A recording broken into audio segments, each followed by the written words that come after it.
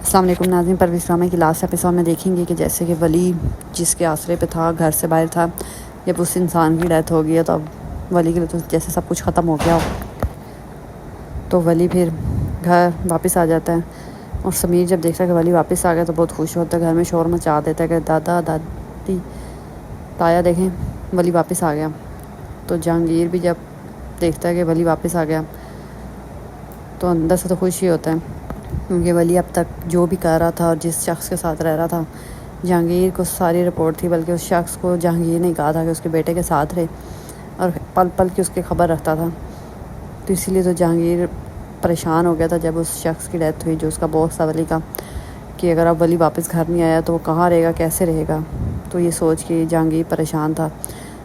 تو پھر وہ سارا کچھ ماہنور کو بھی بتاتا ہے کہ میں اس شخص کو خود کہہ کے آیا تھا کہ ولی کا خیال رکھنا، اور میں خود بھی ولی پہ چیک رکھ رہا تھا کہ وہ کیا کرتا پھر ہے. تو ماہنور سن کے حیران ہو جاتی ہے، کہتی ہے اور ہم ابھی تک آپ کو بلیم کرتے رہے کہ آپ کی وجہ سے ولی گھر چھوڑ کے چلا گیا اور آپ کو کوئی پرواہ ہی نہیں ولی کی، یہ وہ.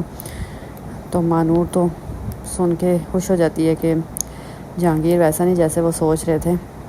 تو جہانگیر کہتا ہے ہاں میں اس شخص کو جانتا ہوں، اس سے رابطے میں تھا، لیکن اب وہ شخص ہی نہیں رہا، اس لیے تو مجھے پریشانی ہو رہی ہے کہ اکیلا ولی کیسے رہے گا، کیا کرے گا.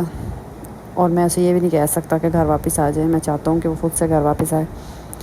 تو پھر ولی دیکھتا ہے کہ اس کا باس ہی نہیں رہا تو اکیلا کیا کرے گا وہ، تو پھر گھر واپس چلا جاتا ہے یہی سوچ کے.